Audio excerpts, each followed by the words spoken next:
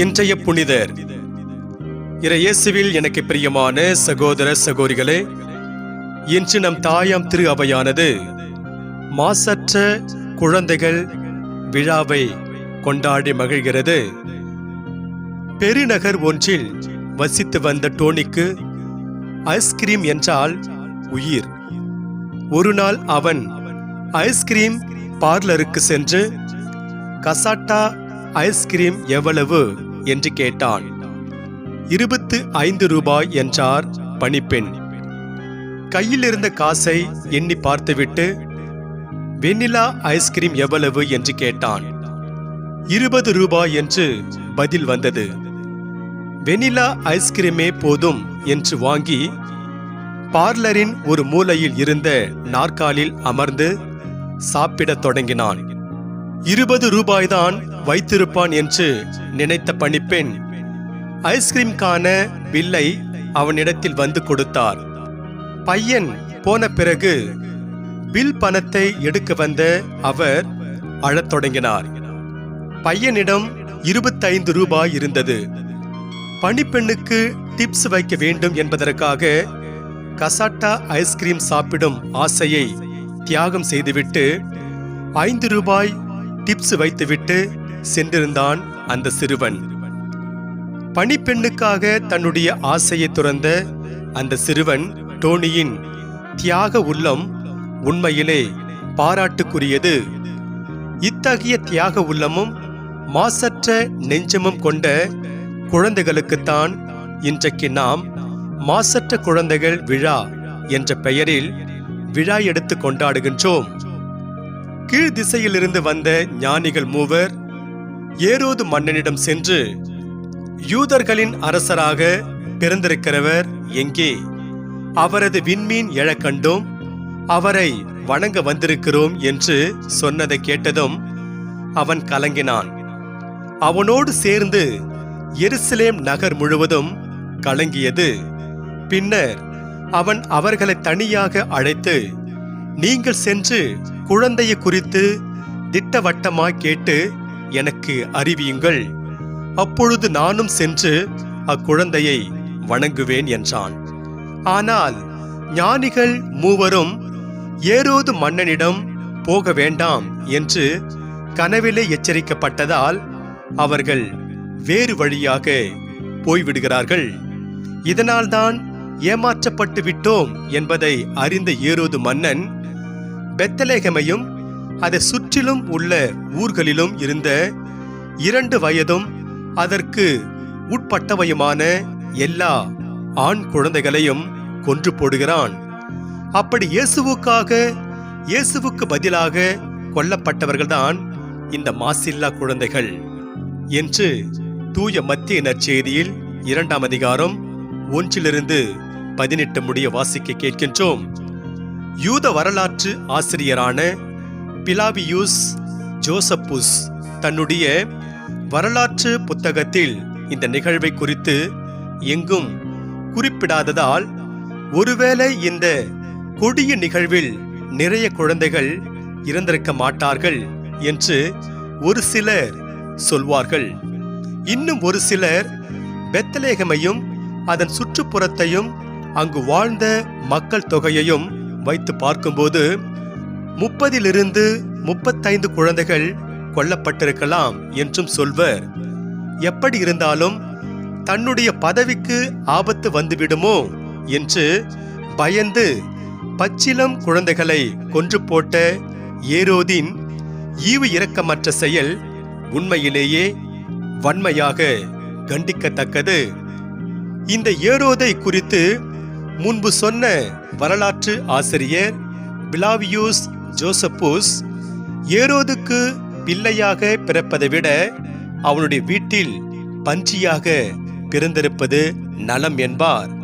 அந்த அளவுக்கு ஏரோது தன்னுடைய பதவிக்கு பங்கம் வந்துவிடுமோ என பயந்து தன்னுடைய பிள்ளைகளை கூட கொன்று போட்ட அரசன் கிமு 35ஆம் ஆண்டு தன்னுடைய மருமகனையும் கிமு 34ஆம் ஆண்டு தன்னுடைய சகோதரன் ஜோசப்பையும் கிமு 29ஆம் ஆண்டு தன்னுடைய மனைவி மரியமையும், அதே ஆண்டில் தன்னுடைய மனைவியின் அன்னை அலெக்சாண்ட்ரா என்பவரையும், கிமு 25ஆம் ஆண்டில் தன்னுடைய இன்னொரு மருமகன் செஸ்டோப்பர் என்பவரையும், கிமு 4ஆம் ஆண்டில் மகன் அந்திப்பத்தார் என்பவரை கொன்று போட்டான்.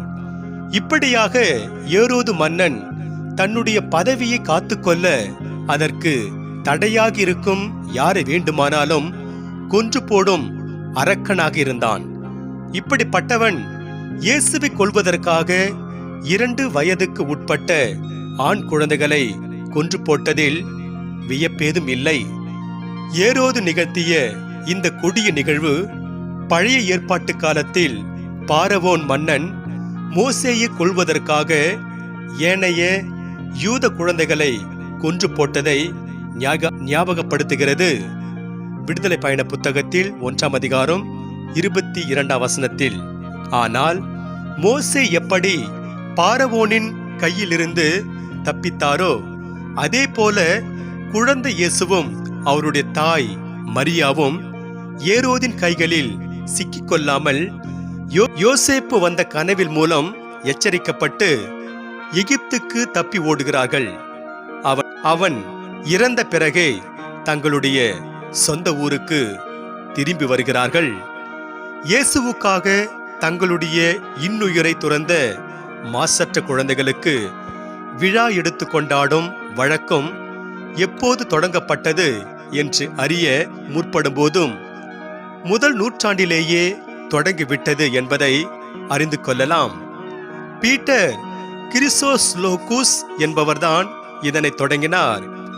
தூய அகஸ்தினாரோ மாசற்ற குழந்தைகளின் இறப்பை விண்ணில் முட்டுகள் மலருகின்றன என்பார். மாசற்ற குழந்தைகளின் விழாவை கொண்டாடும் இந்த நாளில் இவ்விழா நமக்கு உணர்த்தும் செய்தி என்ன என்று சிந்தித்து பார்த்து நிறைவு செய்வோம். உங்கள் குழந்தைகள் உங்கள் குழந்தைகள் அல்ல, அவர்கள் உங்கள் மூலம் இந்த உலகிற்கு வந்துள்ளார்களே தவிர உங்களில் இருந்து அல்ல. உங்களுடனேயே இருந்தாலும் அவர்கள் உங்களுடையவர்கள் அல்ல. அவர்களுக்கு உங்கள் அன்பை வழங்கலாமே தவிர உங்கள் சிந்தனையை வழங்கவே முடியாது. ஏனெனில் அவர்கள் அவர்களுக்கான சிந்தனையை வழங்கப்பட்டுள்ளார்கள். அவர்களின் தேகங்களுக்கு ஒரு இல்லத்தை நீங்கள் வழங்கியிருக்கலாம், ஆன்மாக்களுக்கு அல்ல என்பான் லெபனான் நாட்டு கவிஞன் கலீல் கிப்ரான். குழந்தைகள் கடவுளால் அனுப்பப்பட்டவர்கள். அவர்கள் தனித்தன்மை வாய்ந்தவர்கள். எனவே அவர்கள் மீது நம்முடைய சிந்தனையை திணிக்காமல் அவர்களை அவர்களாகவே வாழவிட வேண்டும் என்பதுதான் கவிஞர் கூறும் செய்தியாக இருக்கிறது. இன்றைக்கு குடும்பங்களில், சமூக வெளியில் குழந்தைகள் தங்களுடைய கருத்துக்களை வெளிப்படுத்துவதற்கு உரிமை மறுக்கப்பட்டு கொண்டிருக்கிறார்கள். அதைவிடவும் இந்த சமூகத்தில் நடைபெறும் பெரும்பாலான வன்முறைகள் குழந்தைகளுக்கு எதிராக நடைபெற்று கொண்டிருக்கிறது. பாலியல் வன்கொடுமைகள், கடத்தல்கள், குழந்தை தொழிலாளர் முறை இவையும் இன்ன பிறவும் குழந்தைகளுக்கு எதிராக நடத்தப்படும் வன்முறைகள் ஆகும். இவற்றிற்கு எதிராக பெரியவர்களாகிய நாம் அணிதிரள்வதோடு மட்டுமல்லாமல் நம்மோடு வாழக்கூடிய குழந்தைகளின் நலன்களை பேணுவதும் நம்முடைய கடமையாகும். ஏனென்றால் எழுத்தாளர் திரு C.M. செந்தில்குமார் சொல்வது போல, ஒரு சமூகத்தின் வளர்ச்சி அந்த சமூகம் குழந்தைகளை பராமரிக்கிறது என்பதில் அடங்கியிருக்கிறது. நற்செய்தியில் ஆண்டவர் இயேசு தன்னிடம் ஆசீர்வாதம் வாங்க வந்த குழந்தைகளை தடுத்த சீடர்களை கடிந்து கொள்கிறார். சிறு குழந்தைகளுக்கு இடரலாக இருப்போரின் கழுத்தில் எந்திரக்கல்லை கட்டி கடலில் ஆழ்த்துவது நலம் என்று சொல்கிறார்.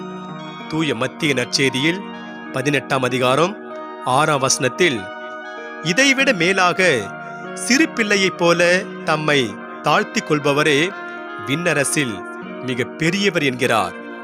தூய மத்திய நற்செய்தியில் 18ஆம் அதிகாரம் 4ஆம் வசனத்தில், ஆகவே நாம் ஒவ்வொருவரும் குழந்தைகளின் நலனை பேணுகின்றவர்களாகவும் அவர்களுக்கு தகுந்த மதிப்பு தருகின்றவர்களாகவும் குழந்தை உள்ளம் கொண்டவர்களாகவும் வாழ முயற்சி எடுக்க வேண்டும். சில ஆண்டுகளுக்கு முன்பாக ஜெர்மனியில் உள்ள ஒரு மழலையர் பள்ளிக்கூடத்தில் பணிபுரிந்து வந்த ஆசிரியர் ஒருவர் தன்னுடைய வகுப்பறைக்குள் நுழைந்ததும் அங்கிருக்கும் மாணவர்களை தலை தாழ்த்தி வணங்குவார். இவ்வழக்கம் நீண்ட நாட்களாக தொடர்ந்து கொண்டிருந்தது. இதனை கூர்ந்து கவனித்து வந்த ஒரு பணியாளர் அந்த ஆசிரியரிடம், ஐயா, வழக்கமாக மாணவர்கள் தானே ஆசிரியர்களை தலை தாழ்த்தி வணங்குவார்கள், ஆனால் நீங்களோ மாணவர்களை தலை தாழ்த்தி வணங்குகிறீர்களே, அது ஏன் என்று கேட்டார். அதற்கு அந்த ஆசிரியர், இந்த மாணவர்களிடமிருந்து பிற்காலத்தில் பெரிய பெரிய தலைவர்கள் தோன்றலாம். அப்போது அவர்களை வணங்குவதற்கு நான் உயிரோடு இருக்கின்றேனா என்று தெரியவில்லை. அதனால்தான் நான் இப்போதே வணங்குகிறேன் என்றார். அந்த ஆசிரியர் சொன்னது போல அந்த வகுப்பறையிலிருந்து ஒரு மிகப்பெரிய ஆளுமை தோன்றினார். அவர் வேறு யாருமல்ல, திருச்சபையை பெரும் மறுமலர்ச்சி ஏற்பட காரணமாக இருந்த மார்ட்டின் லூத்தர். இன்றைய குழந்தைகள் நாளைய உலகின் தலைவர்கள் என்பது எவ்வளவு உண்மை! அதைத்தான் மேலே சொல்லப்பட்ட நிகழ்வு நமக்கு உணர்த்துகிறது. ஆகவே இயேசுவில் பிரியமானவர்களே, மாசில்லா குழந்தைகளின் விழாவை கொண்டாடும் நாம் வாழும் இந்த சமூகத்தில் குழந்தைகளுக்கு எதிராக நிகழும் வன்கொடுமைகளை தடுக்க அணியமாவோம். நம்மோடு வாழும் குழந்தைகளின் நலன் பேணுவோம். குழந்தை உள்ளம் கொண்டு வாழுவோம். அதன் வழியாக இறையருளை நிறைவாக பெறுவோம். இறைவன் உங்கள் அனைவரையும் நிறைவாக ஆசீர்வதிப்பாராக. ஆமென்.